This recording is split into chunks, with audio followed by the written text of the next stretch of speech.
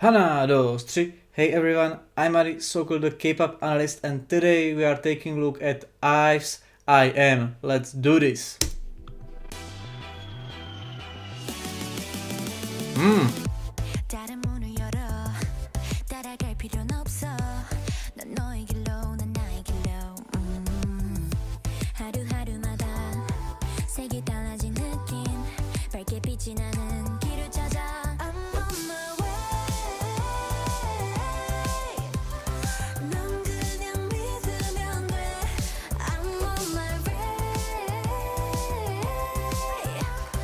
보이는 그대로야 모든 그의 dreams come true 제일 좋은 어느 날의 deja vu 머물고픈 어딘가의 낯선 view I'll be far away That's my life is 아름다운 게 Volume match cut. Wow. Wow.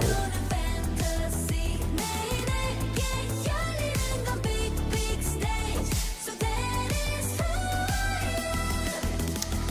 I am Beautiful transition. 어제랑 또 다른 짜릿한 나 두려운 모든 게 설레게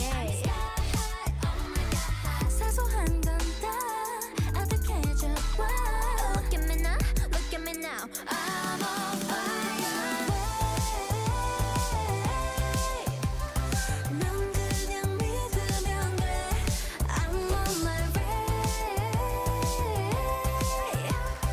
보이는 그대로야 모든 그의 dreams come true 제일 좋은 어느 날의 deja vu 머물고픈 어딘가의 낯선 view I'll be far away That's my life is 아름다운 게 Let's see be alright 날 장르로는 fantasy 매일 내게 열리는 건 big big stage So that is who I am 어느 깊은 밤 길을 잃어도 차라리 날아올라 그럼 내가 지나가는 대로 길이거든 One two three one two three one two three fire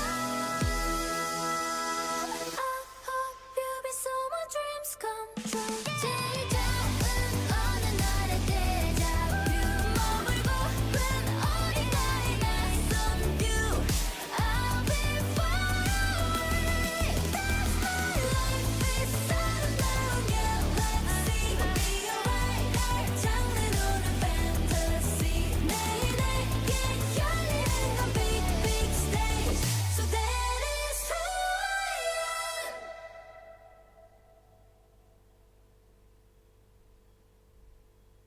To be fair, I don't listen to IVE that much. It's not like I wouldn't like them. The music is not just really for me. Maybe Afterlife would be the one I like the most because my favorite artist Mamison participated on. I'm not sure if it was like composing, like it was in the production. I think he wrote the lyrics. I guess I assume I'm correct. Yeah, that's not important. And because of that, I listened to Afterlife and I was like, yeah, I kind of like it. It's probably the best of all of their releases. And the thing about their discography is they had only single albums. And the main difference between single, mini, and full length albums is that you put bigger production quality and budget, or the group gets much bigger budget according to how it goes. Like single is the lowest, mini is the like mediocre or like something in between, and full length gets the biggest budget, and the production there might be the biggest. Like there are differences, as for example, I don't know, in NCT 127 Superhuman, like although it was included in a mini album, SM put a lot production and high budget into that, but that's like one of the big three. So obviously in big three or with hype there are differences. But with IVE, this wasn't the case. For sure, the music videos of those three, it was three single albums wasn't low. They didn't have low budget. It was like high budget for sure. And here comes the another reason that you can save your money on B sides, because it costs something to have more songs, to have B sides there, to have good B sides there, to make some like story or continuation or some specific order, to have like really good quality album if it's like in both cases mini or full length album. And with single albums, you just have the title track, which is the most popular one among um, I don't want to say general public, but it's the song that like even not fans are aware of. And also, and then you have like one B side or in sometimes like two B sides, but usually just one as it is in cases with IVE. And here comes the interesting thing why they wanted to, I don't want to say not put the money there, but save the money for the future. And that's because they are a fourth generation group. And with this generation, something really interesting happened with K-pop, and that was that there were groups which got popular in the world much more than in Korea, and with the global fans from outside the world. I'm not saying that they are not interested in B-sides, but they get much more attached to the music videos and title tracks, and just like really true fans go and listen to the B-sides on their albums. And I'm not saying with Korean fans it was completely different, but in with Korean fans, since they are not fluent but they completely understand Korean, they can focus on the B-sides as well, and usually on the B-sides you have the space to show your more artistic way and opinions or point of views about something, and to get more like experimental, because I think Arendt was talking about this, that title tracks are made in specific way to make well on charge, to get like popular, to be somehow catchy. So you have to be like big group to have experimental title tracks and to be able to like go against the mainstream.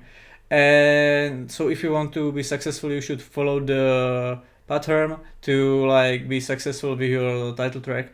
And of course you can like experiment on your B-sides, but the case is nowadays K-pop is really popular, maybe even more popular in the world and with the global fans.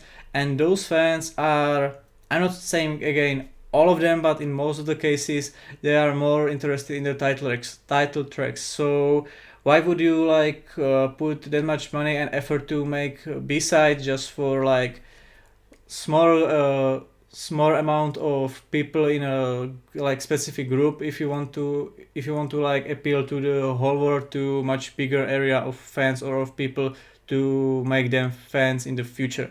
So that was my point of view why they were making just single albums and not full albums. And this is like the title track of the full length album, and it's obviously no, it's so obvious that it was made like for their like full album.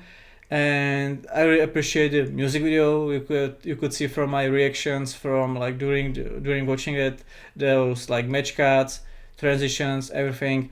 The music video just it, it's telling you this was like high budget, and this was like even richer than the previous title tracks. Like wow. About the song itself, whew, I would say Afterlife is still the better one for me. It's nice, but I guess IVE music isn't really for me after all. Like nothing against them, nothing against their production team and or anyone else. It's completely fine. It's just not my taste, and that's it. But I really like their music videos, or this music video especially. So I might be watching their next comeback or their other stuff. So don't forget to subscribe so you don't miss my reactions. And see you next time. Bye.